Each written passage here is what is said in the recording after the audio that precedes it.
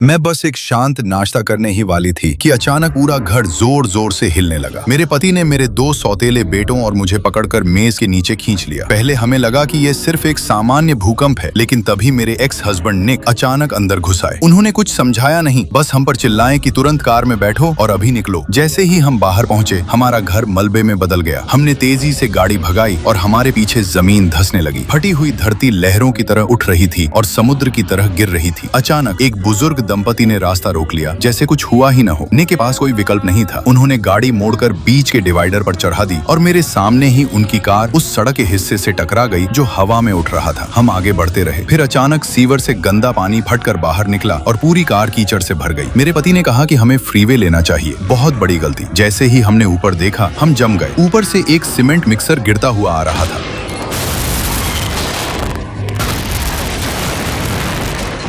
हमें फ्रीवे के दूसरी तरफ पहुंचना था। सड़क में विशाल दरारें पड़ गई थीं, जो कई फीट चौड़ी थी। निक ने तेजी से स्टीयरिंग घुमाया, एक के बाद एक पागलपन भरे मोड़ लेते हुए, और किसी तरह हमें ओवरपास से जिंदा निकाल लिया। लेकिन डरावना सपना अभी खत्म नहीं हुआ था। आगे एक गिरी हुई इमारत ने रास्ता रोक रखा था और उस पूरे हंगामे के बीच निक ने कुछ बिल्कुल पागलपन भरा किया। उन्होंने सीधे उसी की तरफ गाड़ी दौड़ा दी। जैसे ही इमारत हमारे चारों तरफ गिर रही थी, हम एक छोटे से गैप से निकल गए और किसी तरह जिंदा बच गए। लगभग मरने के बाद आखिरकार हम एयरपोर्ट पहुंच गए, लेकिन जिस पायलट से हमें मिलना था वो पहले ही मर चुका था। हमारी किस्मत से मेरे पति को थोड़ी फ्लाइट ट्रेनिंग थी। कोई और रास्ता न होने पर निक ने उन्हें कॉकपिट में धकेल दिया और उड़ाने को कहा। जैसे ही प्लेन ने चलना शुरू किया, हमारे पीछे रनवे भी टूटने लगा। एक सेकंड भी और होता तो हम मर चुके होते, लेकिन किसी तरह बिल्कुल आखिरी पल में हम हवा में उड़ गए। फिलहाल हम बच गए, लेकिन जमीन पर फंसे लोग इतने खुशकिस्मत नहीं थे।